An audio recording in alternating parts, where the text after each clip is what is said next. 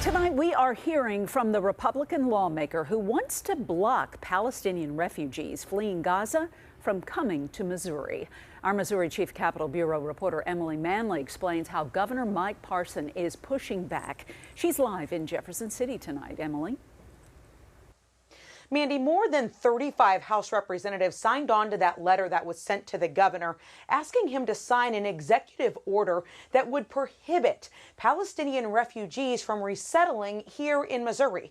But Parson responded back by saying that the state should not be characterizing all Palestinian people as bad people. I think there's a huge difference between Palestinian people and the Hamas. I think that's pretty clear on that. As desperate Palestinians try to flee Gaza, Republican Representative Chris Dinkins says they aren't welcome in Missouri. And, we don't want to risk thousands of American lives based upon one individual who could get through.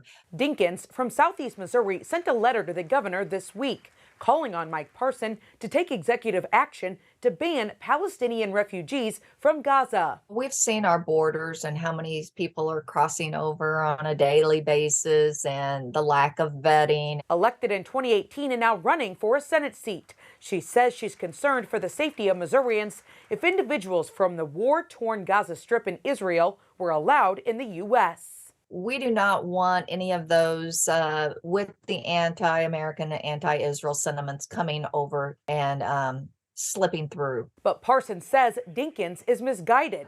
He doesn't have the authority to block refugees, and the state needs to be careful of who it's targeting. But the thing about it is, when you talk about refugees coming to our state, that is a federal government issue to be able to do that. There are certain cities accept that in our state. They have for many years. This has went on, whether it was any administration that's been there will have that same issue of bringing refugees to the state. I would have to respectfully disagree with the governor on this one. I believe, according to the 10th Amendment to the Constitution under state sovereignty, that those rights that are not expressly prohibited in the Constitution are given back to the state. U.S. Senator Josh Hawley agrees this issue should be dealt with at the federal level. I can certainly understand the concern. And I tell you what we really need to do is secure the southern border and stop anybody from the Gaza region coming across illegally, and that is happening.